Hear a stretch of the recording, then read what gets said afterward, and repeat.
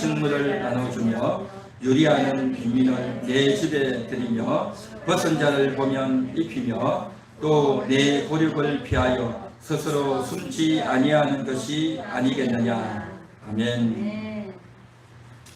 오늘 이 본문의 말씀은 이제 이사야가 하나님을 대신해서 이스라엘 백성들에게 저들의 안타까움을, 저들의 답답함을 이제 풀어주는 그러한 메시지입니다. 이스라엘 백성들이 하나님 앞에 나와서 뭐라고 호소하고 또 하소연을 하고 마음속에 그러한 답답함을 가지고 있었느냐 하면은, 우리가 이렇게 제사를 드리고 양을 잡아서 또 하나님 앞에 드렸는데, 그렇게 기도했는데, 또 심지어는 금식하면서까지 기도했는데 어찌하여 우리의 형편이 나아지지 않고 우리의 문제가 해결되지 않고 기도에 응답이 없습니까? 기도해보자 뭐 하겠습니까? 하나님은 우리의 기도를 듣지 않으시는구나 라고 하는 생각을 성도들이 가지고 있었다는 것입니다.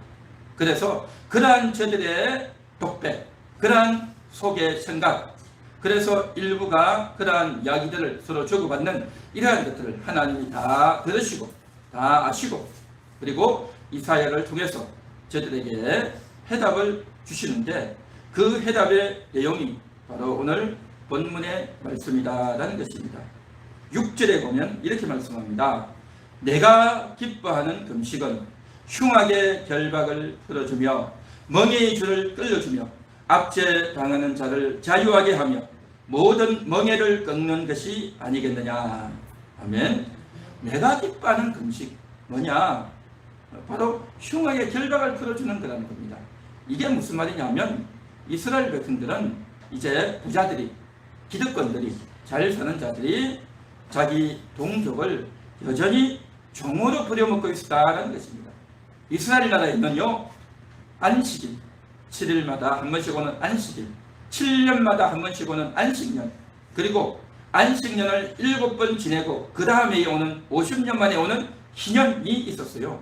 그래서 안식일에는 일을 하지 않고 쉬는 날로, 그리고 안식년에는 땅에 씨를 뿌리지 않고 농사하지 않고 쉬는 그러한 해로, 그리고 희년에는 자기의 집에 종으로 와 있는 자들을 다 돌려보내는 그러한 해였다는 것입니다. 우리가 인생을 살다 보면 농사도 안 되고 전쟁도 있고 또 질병도 있고 이러저러한 일로 인해서 아버지가 먼저 죽고 또 어머니도 돌아가시고, 그러면 자녀들만 있다든지 아니면 남편이 없이 그렇게 있다면 옛날 같은 경우에는 이제 가족들이 먹고 살기가 힘든 거예요. 그래서 다른 사람에게 가서 곡식을 꾸고 자기들에게 있는 땅을 이제 저당 잡히는 거예요. 언제까지 내가 이것을 갚겠습니다 하고 곡식을 빌려왔는데, 그런데 상황이 나아지지 않는 거예요. 그러면 어떻게 됩니까? 결국 그 땅을 주인에게 줘야 되고 계속 이게 받아먹는 거죠. 그런데 이것이 양이 넘어가면 어떻게 되어지느냐? 그 곡식만 받아먹어서 되는 것이 아니라 우리 집에 와서 일을 하라고 한단 말이죠. 그래 종이 되는 거죠. 그래서 그 집에 들어가가지고 그의 아내도 또 이제 그의 자녀들도 종이 되는 거예요. 그런데 그 집에 가서 종살이를 하면서 그 집에서 일을 하면서 이제 겨우 밥을 먹고 산단 말이죠. 그런데 희년이 되면, 50년째 희년이 되면 이 종들을 다 돌려보내야 돼요. 이것이 바로 희년법입니다. 이스라엘 나라에게 주신, 모세를 통해서 주신 율법에 있는 희년법입니다. 그런데 이스라엘 백성들이, 부자들이, 기득권자들이 이들을 돌려보내지를 않았다는 거예요. 그러니 희년이 됐는데도 왜 우리를 돌려보내지 않습니까? 우리 집으로 돌아가게 해주세요 라고 이야기를 해도 듣지 않고 오히려 그들이 도망가지 못하도록 결박을 했다는 거죠. 줄로 묶어놓고 또 저들을 못 살게 구는, 도망가지 못하도록 그렇게 해버렸단 말이죠. 그래서 이제 이사야를 통해서 하나님이 주시는 말씀이 뭐냐? 너희가 그렇게 제사를 드리고 금식하면서까지 기도하는데 내가 왜 응답하지 않는 줄 아느냐? 너희 동족을 이렇게 풀어주지 않고 있는데 내가 어떻게 응답해 줄 수 있느냐? 흉악의 결박을 풀어주라. 어려움을 당하고 있는 내 동족을 풀어주라는 거죠. 신정법을 왜 시행하지 않느냐라는 것을 지금 하나님이 말씀하고 있는 것입니다. 그래서 이제 뿐만 아니라 7절에 보면 또 줄인 자에게 내 양식을 나누어 주며 유리하는 빈민을 집에 들이며 헐벗은 자를 보면 입히며 또 내 굴욕을 피하여 스스로 숨지 아니하는 것이 아니겠느냐라고 했습니다. 굶주려서 이때는요 정말 먹을 것이 없어서 굶주리는 사람들이 많았어요. 특히 이스라엘 지역은요 비가 잘 안 와요. 비가 안 오고 또 이제 짐승들을 치고 있어야 되는데 목축이라도 해야 되는데 목축도 못하니까 먹고 살 게 없단 말이죠. 그런데 그러한 자들에게 좀 양식을 달라고 좀 도와달라고 했는데 내가 저번에 도와줬잖아. 또 빌리러 오는 거야? 거제같이 또 구우러 오는 거야? 라고 하면서 눈치를 하면서 외면하게 됐단 말이죠. 그렇게 하지 말라는 겁니다. 오늘 성경은 그렇게 하지 말라는 겁니다. 줄인 자에게 양식을 나눠주라는 겁니다. 줄인 자들은 갚을 것이 없지만 그래도 저들이 양식을 먹어야 되지 않느냐. 유리하는 빈민, 집이 없어가지고 이리저리 떠돌아다니는 방황하는, 유리 방황하는 그러한 자들 아니겠습니까? 그러한 자들을 내 집에 들여서 잠을 잘 수 있도록 해주라. 그리고 옷이 없어서 헐벗은 자에게 옷을 주라. 그리고 내 굴욕을 피하여 숨지 말라는 거죠. 이 뭐겠습니까? 가족, 친척들이 좀 도와달라고. 당신은 이렇게 잘 사니 우리를 좀 도와달라고 오면 없다고 이야기하고 숨어버리고 만나주지도 않는 그러한 행태들이 많았는데 그랬어야 되겠느냐는 겁니다. 한마디로 말해서 도와주라는 것 아니겠습니까? 그러니까 이런 사람들이 와서 도와달라고 하는데 이런 사람들은 도와주지 않고 제사 드리고 금식만 한다고 해서 내가 응답하겠느냐 하는 겁니다. 나에게 기도하기보다도 이런 사람들을 먼저 도와주라라고 하는 것이 오늘 본문의 내용이다라는 것입니다. 8월달은 주님이 우리를 보내신 달이라고 했습니다. 주님이 우리에게 가라라고 했습니다. 예수님께서 12제자들을 내어보내시면서 그리고 그 이후에 70인의 제자들을 내어보내시면서 갈지어다 라고 주님이 그렇게 말씀하셨습니다. 이스라엘 백성들이 이제 그렇게 기대하고 고대하듯 양을 잡고 짐승을 잡고 비둘기를 잡아서 소를 잡아서 제사하며 피를 흘리며 메시아여 언제 오시겠습니까? 메시아가 언제 오시겠습니까? 그렇게 기대하고 기도했던 그 메시아가 드디어 왔다는 겁니다. 드디어 왔으니 이제 12제자들에게 70인의 제자들에게 너희는 가서 메시아가 왔다. 메시아를 만나러 오라 라고 전하라는 겁니다. 그렇게 전하라고 보냈다는 거죠. 그래서 주님이 이제 70인을 보내셨듯이 오늘을 살아가는 저와 여러분들에게 이 말씀을 똑같이 하시는 겁니다. 갈지어다 라고 말씀하고 있는 것입니다. 가라는 겁니다. 어디로 가야 될까요? 이와 같이 어려운 사람들에게 가라는 겁니다. 도움이 필요한 사람들에게 가라고 하는 것이 주님의 말씀인 줄 믿습니다. 지난주에 말씀드렸듯이 갈지어다라고 했어요. 누구에게 가야 될지 가서 무슨 말을 해야 될지 고민하고 기도해 보라고 했습니다. 여러분 고민해 보셨습니까? 기도해 보셨습니까? 어디로 가야 되냐고. 오늘 그 두 번째 시간으로 해답이 여기 나오고 있습니다. 도움이 필요한 자들에게 가는 겁니다. 우리 주변에 도움이 필요한 사람들, 내가 살고 있는 그 지역에서 도움이 필요한 분들 누구이겠는가 하는 겁니다. 우리는 내 할 일 바쁘고 내 돈 벌 일 바쁘고 내 일하기 바빠서 남들을 쳐다보지 않고 나의 행복과 나의 부여와 나의 물질과 내 인생에만 바빠서 그렇게 살지만 그러나 주변에는 어렵고 힘든 사람들이 많이 있습니다. 많이 있어요. 그런 사람들을 찾아보라는 겁니다. 우리가 매주일마다 올라와서 하나님께 예배드리고 기도하고 하나님 나의 앞길을 인도해 달라고 그렇게 열심히 기도했는데도 불구하고 하나님이 나에게 응답하시나? 나는 기도해도 소용이 없나? 나는 기도빨이 약하나? 내가 성경을 잘 모르고 기도를 많이 안 해서 하나님 응답해 주지 않나? 라고 여러분 혹시 생각하십니까? 오늘 본문은 분명히 이야기하고 있습니다. 내가 기뻐하는 금식은 이라고 하면서 저들의 그 어려운 처지를 돌아보라라고 하는 것입니다.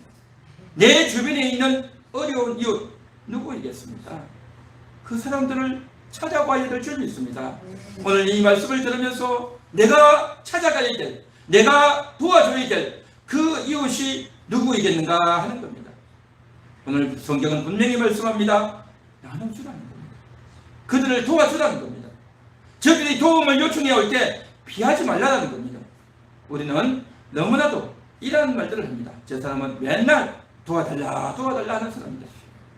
저 사람은 거짓말장이다 라고 하면서 그 사람을 외면하고 또 못 본 척하고 그렇게 하려고 할 때가 많습니다. 우리가 그랬어야 되겠는가 하는 겁니다. 내가 좀 손해를 본다 할지라도 내가 좀 속으면 어떻습니까? 좀 속아주고 손해도 좀 봐주면서 그 사람을 도와줘야 될 줄 믿습니다. 그 사람은요 늘 도움을 받아야 돼요. 그렇게 도움을 받기를 원하는 그 사람들에게 정말 그 사람들이 필요하다는 게 뭔지 아십니까? 내 안에 나도 모르는 놀라운 빛이 있어요. 여러분 속에 빛이 있단 말이죠. 여러분이 그 사람을 도와주고 물질로 도와주고 먹을 것으로 도와주고 그 사람에게 뭔가를 도와줄 때 그 사람은요 그게 간절히 필요한 거예요. 꼭 필요한 것입니다. 그 한 푼의 물질이지만 그걸 통해서 내 안에 있는 빛이 나가는 거예요. 빛이 나가는 거예요. 오늘 성경이 그렇게 말하지 않습니까? 8절 보십시오. 그리하면 내 빛이 새벽같이 비칠 것이며 그랬죠. 빛이 비친다는 거죠. 하나님께서 여러분에게 빛을 비춰주시고 하나님이 비춰주신 그 빛으로 말미암아 그 상대방에게 빛이 전달되는 거예요. 주님이 그렇게 말씀하지 않았습니까? 너는 세상의 빛이요 소금이다 라고 했습니다. 빛이라고 했어요. 그 빛이 뭐겠습니까? 내가 무슨 빛이겠어요? 그냥 뭐 좀 도와줄 뿐이고 그냥 말 한마디 해줄 뿐인데 라고 우리는 생각하지만요 나도 알지 못하는 빛이 나가요. 나도 알지 못하는 영광이 나간단 말이죠. 이걸 통해서 그의 영혼이 알아보는 거예요. 그의 육신은 물질 하나 받고 고마워하지만 그러나 그의 영혼은 뭔가에 이끌리는 거예요. 여태까지는 주변의 사람들은 내치고 받아주지도 않고 도와주지도 않고 욕이나 하고 거짓말한다 그러고 또 왔냐 그러고 외면하지만 이 사람은 다르네. 마음이 따뜻하구나. 이 사람에게는 뭔가 있구나 하는 걸 그의 영이 알아요. 영이. 우리가 이러한 삶을 살아야 되지 않겠는가 하는 겁니다. 그래서 우리가 진심으로 내가 도와야 될 사람이 누구일까? 내가 누구를 도와줄까? 라고 하는 마음을 먹고 그런 생각을 가지고 주변 사람을 살펴보면요 도울 사람이 반드시 있습니다. 반드시 있어요. 그래서 우리도 가진 것이 많지 않지만 내가 무슨 큰 재산이 있고 수십억 수백억 재산이 있는 건 아니지 않습니까? 그럼에도 불구하고 내가 가지고 있는 그 조금 그 하나를 주면 없어지지만 상대방이 주면 나에게 손해가 되지만 그래도 주는 거예요. 그래도 준단 말이죠. 그렇게 주고 나면 놀라운 은혜가 임하는 겁니다. 왜 줍니까? 상대방이 요구해서 주겠지만 하나님 말씀 때문에 주는 거예요. 하나님 말씀 때문에 주는 겁니다. 보통 사람들은 그 사람 불쌍하니까 좀 도와줘야지 라고 사람들은 생각하지만 그러나 우리는요 하나님 말씀 때문에 하는 거예요. 그러면 하나님 말씀을 실천하는 것이고 하나님이 기뻐하시는 삶이 된다 말이죠. 한 가지 단순한 행동에도 이러한 큰 의미가 포함되어 있는 그러한 일이다 말이죠. 그래서 그 사람에게 도와주고 또 다음에 또 만날 기회가 있어서 또 도와주게 되면 한 번, 두 번, 세 번 하다 보면 그것이 연결 지점이 되고 접촉점이 되었어요. 복음을 전할 수 있는 기회가 되는 줄 믿습니다. 그냥 아무나 만나가지고 예수 믿으라고 아무나 만나가지고 교회 오라고 하면 교회 오겠습니까? 그 사람에게 내가 목적을 가지고 가는 거예요. 목적을 가지고 어디 도와줄 사람 없나? 오늘은 도와줄 사람 없나? 하고 내가 찾아보고 관심을 가지고 찾아보는 겁니다. 틀림없이 있을 것입니다. 할렐루야. 그래서 그러한 사람들에게 하나님이요 복을 주시는 거예요. 도와주려면 더 많이 있어야 되지 않겠습니까? 그래서 그 사람이 더 많이 도와줄 수 있도록 물질도 주시고 물건도 주시고 돈도 주시고 필요한 것을 더 많이 주신단 말이죠. 그래서 나에게 어느 날 갑자기 생각지도 않은 물질이나 돈이나 뭔가가 생겼다라고 할 때는요, 나 혼자 잘 먹으라고 준 게 아니라 다른 사람 도와주라고 나에게 왔구나라고 생각해야 될 줄은 있습니다. 할렐루야. 그렇습니다. 오늘 여기 오신 우리 목사님 사모님도 남들을 잘 도와주시는 분인 것 같아요. 그래서 주변의 사람들을 많이 도와주고 나누어주고 그 일을 너무너무 잘하시는 분이에요. 그래서 정말 우리도 그렇게 도움받고 또 남들에게 나누어주는 그것이 늘 일상이 되어야 된단 말이죠. 그렇게 되어질 때에 어떻게 되느냐? 그래서 그 사람에게 나누어주고 가서 이야기하다 보면요, 안타까운 마음이 들어요. 안타까운 마음이 된단 말이죠. 나는 그 사람에 비해서 그래도 낮게 살고 있단 말이죠. 하나님을 예배하고 또 은총 가운데 사는데 그 사람의 사정을 들어보면요, 참 딱히 너무너무 안타까워요. 그렇기 때문에 그 안타까운 사정을 보면서 우리의 마음이 더 동감이 되고 더 안타까운 마음이 들고 그래서 그 사람을 위해서 기도하게 되는 겁니다. 기도하게 돼요. 내가 지금 조금 도와줬지만 사실은 이 조금 도와준 것보다도 더 어려움이, 더 큰 문제가 상대방에게 있어요. 그래서 그 상대방이 그 문제를 해결하고 그 문제가 정말 해결될 수 있도록 기도해 줘야 될 필요성을 느끼게 되는 것입니다. 할렐루야. 그래서 이것이 통로가 된단 말이죠. 이것이 통로가 되어져서 그렇게 도와주면, 그래서 상대방을 위해서 기도하면 하나님이 놀랍도록 역사해 주겠다는 겁니다. 여태까지는 나를 위해서 기도하고 내 인생을 위해서, 내 앞날을 위해서, 내 몸의 건강을 위해서, 나의 직장을 위해서, 나 자신만을 위해서만 기도했다고 한다면 이제는 남을 돕다 보면 상대방을 위해서 기도하게 되고 상대방이 안타까워지고 더 간절해지고 상대방이 정말 하나님의로 말미암아 문제가 해결되기를 원하는 그러한 마음들이 생기게 됐다는 거죠. 이것이 정말 아름다운 복음이고 하나님이 기뻐하는 인생이 아니겠느냐 하는 겁니다. 할렐루야. 그러므로 주님께서 갈지어다라고 했는데 가야 될 줄 믿습니다. 여태까지는 그냥 갔어요. 그냥 돈 벌러 일하러 사람 만나러 밥 먹으러 그렇게 갔는데 이제는 목적을 가지고 가는 겁니다. 내가 뭘 도와줄까 하는 생각을 가지고 가게 되면 주님이 기뻐하시고 또한 아름다운 삶이 될 줄로 믿습니다. 할렐루야.